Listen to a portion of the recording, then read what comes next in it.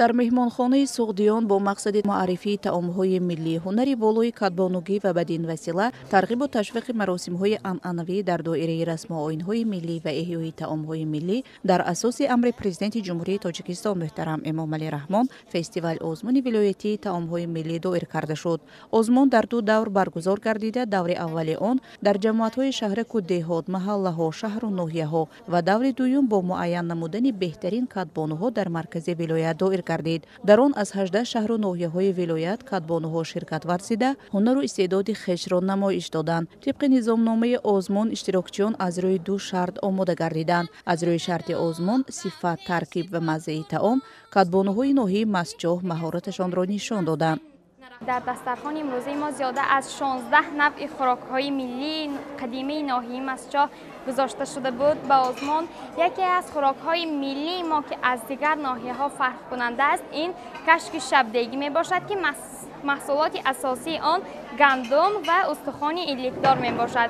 این خوراک در مدت یک شبانه روز تیار کرده می شود و ما جوانان برای روزگار آینده خود یک چیزی از این آزمون ها می آموزیم.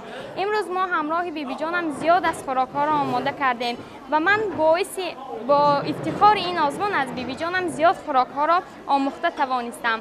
باز بیشتر کوشش می نمایم که دیگر نوع خوراک ها را نیز آماده کرده توانم و به مثل بیبی جانم یکی از کدبانهای بهترین باشم.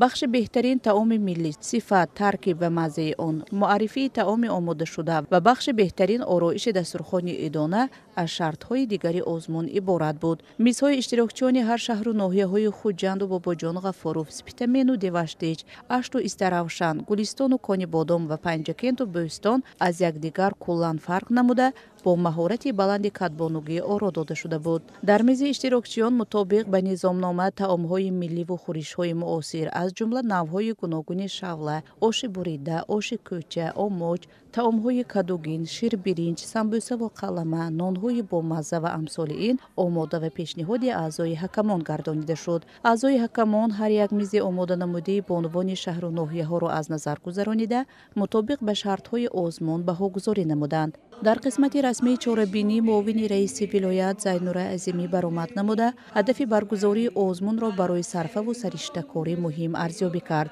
گفته شد که مقصد از برگزاری آزمون طعام‌های ملی جلب نمودن زنان و دختران هنرمند، کدبانوهای صاحب ذوق، احیای طعام‌های ملی، احیا و رشد عنعنه‌های ملی، بالا برداشتن معرفت خانه‌داری، آماده نمودن دختران به حیات مستقلانه، پرورش احساس خود آشنایی و میهن پرستی میباشد. آزمون مذکور با تشبث ریاست منطقوی رشد اقتصاد و سودا، ریاست کار با زنان و عالی مقامات اجرایی حکومت دولتی ولایت سوخت راه اندازی و غالبان با مکافات‌ها قدردانی گردیدند. من افتخار از آن می‌سازم که در بین چند نفر بانوان ولایت سوخت اشتراکچی، غالب اشتراکچی از روی نومیناسیون طعام‌های ملی جای اول نصیب من گردید و کوشش به خرج می‌دهیم من بعد که از این زیاده هم طعام‌های ملی را به معرض تماشا گذاریم. در این چهاربینی اشتراک نموده جای افتخاری را نایل گشتیم و البته کوشش می‌نماییم که در آینده زنهایی که خانه‌نشین هستند چنین فستیوال ها بسیارتر برپا گردد و زنها توانند که اشتراک نمایند. البته امروز من خیلی خرسند هستم که در این فستیوال طعام‌های ملی اشتراک نمودم و شهر گلستان را معرفی کردم.